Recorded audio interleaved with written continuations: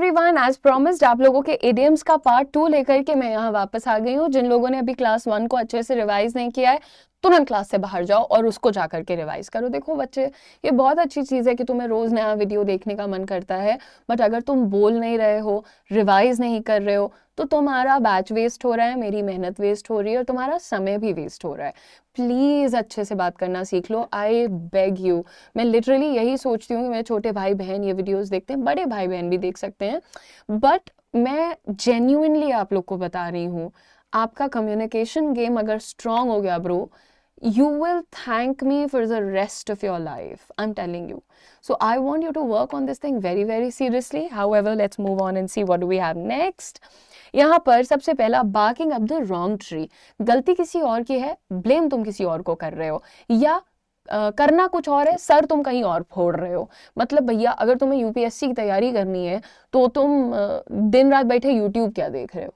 किताबें खोलो ना, पढ़ाई करो, यूट्यूब का टाइम होता है अपना। You are barking up the wrong tree. तुम गलत चीज को गलत जगह अगर ढूंढ रहे हो या गलत इल्जाम के लिए गलत आदमी को ब्लेम कर रहे हो, you are barking up the wrong tree.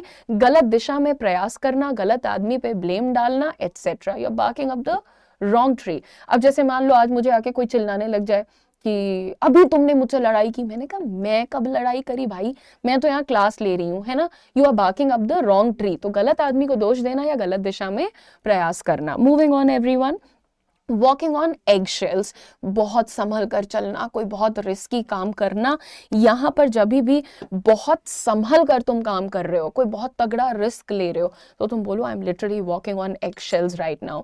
यार मैंने आज तक कभी भी 2000 लोगों के सामने स्पीच नहीं दी है और आज मैं स्पीच देने जा रही हूँ। I am walking on egg shells, मतलब कब बात बिगड़ जाए भाई, कब किसी को कुछ बुरा लग जाए, है ना। तो I am walking on egg shells. तो जब तुम बहुत सावधानी से काम करोगे, क्या बोलोगे? I am walking on egg shells. मेरे पिताजी को बिल्कुल नहीं पसंद है लड़कियों की नौकरी करना, लेकिन मैं आज उनसे बात करने वाली हूँ, but I will be walking on egg shells. मैं बहुत सावधानी से ये काम करूंगी। तो और हाँ, बात करो, ठीक है।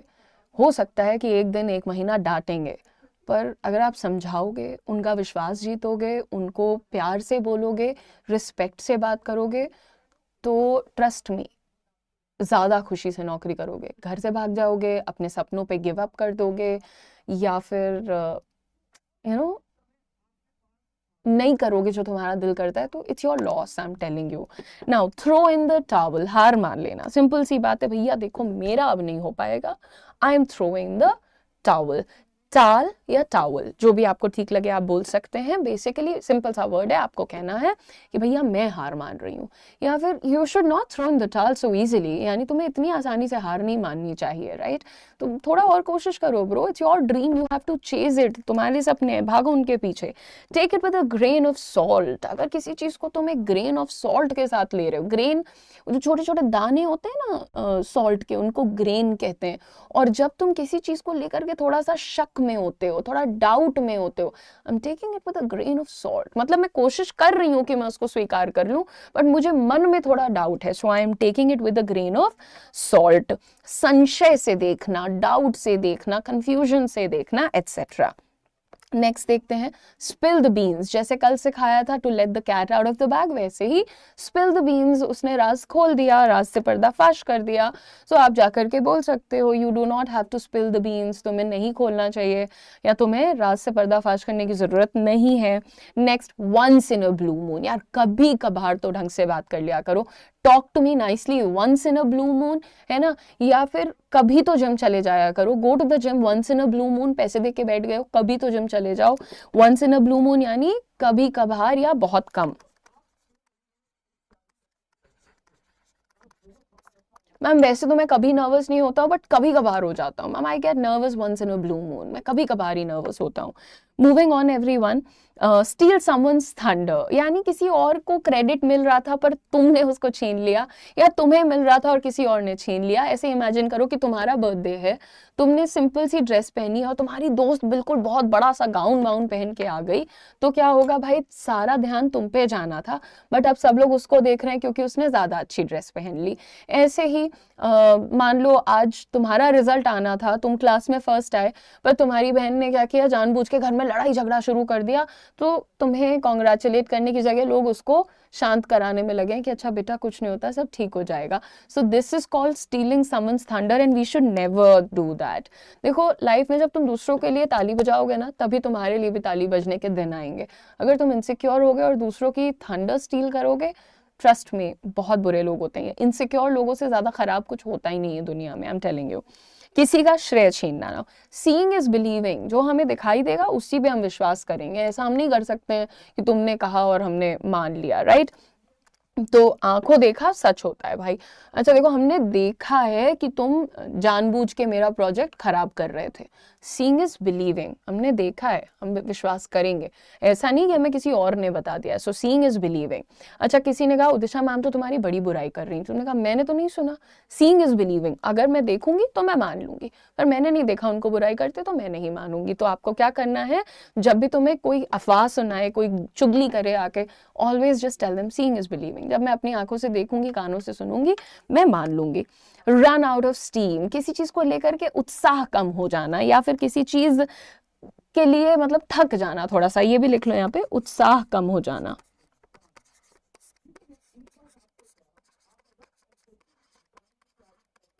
राइट तो अब देखो यहाँ पे जैसे हमारे पास एक सिचुएशन है, मान लो कि लेट्स से चाचा आ रहे हैं, चाचा आ रहे हैं, चाचा आ रहे हैं। 3 महीने से जो है हम लोग चाचा आ रहे हैं, चाचा आ रहे हैं कर रहे हैं। और चाचा कभी कहते हैं 11 तारीख को आऊंगा, फिर कहते हैं 15 को आऊंगा, फिर कहते हैं 27 को आऊंगा। एक पॉइंट के बाद ये लगता है ठीक है आएंगे तो अच्छा है, नहीं आएंगे तो भी अच्छा है। I think the whole thing has just run out of steam, यानी ये जो पूरा प्रोसेस है इसको लेके मैं थक चुका हूँ, मेरे अंदर का उत्साह कम हो चुका है। कई बार ऐसा होता है, मूवी आने वाली है, मूवी आने वाली, गाड़ी आने वाली है, गाड़ी आने वाली है, अरे वो टलती जा रही है, टलती जा रही है। I run out of steam, मेरा हो चुका है, मेरे को नहीं पढ़ना इस चक्कर में। So relax, okay. आगे देखो दोस्तों, रेन ऑन समवन्स परेड, ऐसे लोग भी बहुत गंदे होते हैं।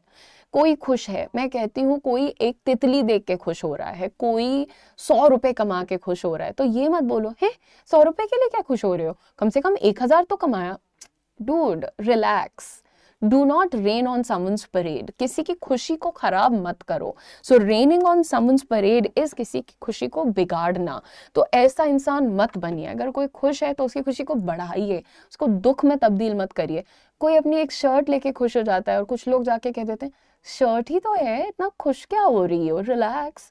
ये बड़े बुरे लोग माने जाते हैं, मुझे ऐसा लगता है। Put all your eggs in one basket, ये एक गलती है जो सारे मेरे मित्र यहाँ पे कर रहे हैं, ज्यादातर आई वुड लाइक टू से। क्या करते हैं जी, अपने जीवन के 4 साल 6 साल कहाँ डाल दिए हैं, यूपीएससी की तैयारी में। दूसरा क्या ऑप्शन है, कुछ नहीं है। जब कल को रिज्यूमे तैयार करेंगे, नौकरी ढूंढने जाएंगे, तो इंसान पूछेगा 6 साल क्या कर रहे थे, 4 साल क्या कर रहे थे, 3 साल क्या कर रहे थे, कुछ पता ही नहीं है। तो देखो बेटा, अगर तुम किसी एग्जाम की, किसी भी नौकरी की, किसी भी सपने की तैयारी कर रहे हो, always distribute it into at least 70-30, 80-20, 90-10, कुछ करते रहो। 90% तुम यूपीएससी करो, पर 10% तुम्हारे पास कोई सर्टिफिकेशन, कोई लेट्स से इंटर्नशिप, इस तरीके की चीजें होनी चाहिए। क्योंकि if this does not work out, you will not fall flat on your face. कम से कम मुंह के बल नहीं गिरोगे। मुंह के बल गिरना को अंग्रेजी में कहते हैं fall flat on face, right कहते हैं वही मुंह की खाओगे, ढंग में रह लो, है ना। तो do not fall flat on your face, मुंह के बल मत गिर जाना बस, ठीक है। सो सब कुछ एक ही चीज पे दांव लगाना थोड़ा रिस्की हो जाता है बच्चे, बाकी तुम्हारी मर्जी है, तुम लोग हिम्मती हो। ऑन क्लाउड 9, मैं तो बहुत खुश हूँ। मेरे सारे स्टूडेंट्स इतने अच्छे से बोलते हैं, इतने पोलाइट हैं। मेरे जो डाउट क्लास में बच्चे आते हैं वो तो बहुत खूबसूरत, लवली, बहुत खुश होना। तो उनको देख करके मुझे कैसा फील होता है, I feel on cloud 9, I feel so confident as a teacher. Keep an eye on, नजर रखना, keep an eye on your competitor. जिससे भी तुम्हारा कॉम्पिटिशन, उस पर थोड़ी नजर तो रखोगे ही ना। जलन मत रखो, पर नजर रखो कि वो क्या कर रहा है। नाउ मूविंग ऑन, नेक्स्ट देखते हैं, jump on the bandwagon. Bandwagon का मतलब क्या हो जाता है, बेसिकली जो एक झांकी निकल रही है, तुम भी कूद के उसका हिस्सा बन गए। हमारे देश में तो ये सबसे बड़ा ट्रेंड है। क्या करना है, जो भीड़ कर रही है जी हम भी कर लेते हैं। सुनो, रिलैक्स मत करो। अगर तुम्हें ऐसा लगता है कि सब लोग ये कर रहे हैं तो मुझे भी कर लेना चाहिए, अपने आप से सवाल पूछो, क्या तुम उस चीज को 1 साल 2 साल 10 साल खींच पाओगे? नहीं। बस सब किसी को गाली दे रहे हैं, तुम भी गाली देने लगो। अरे रीजन तो पता कर लो।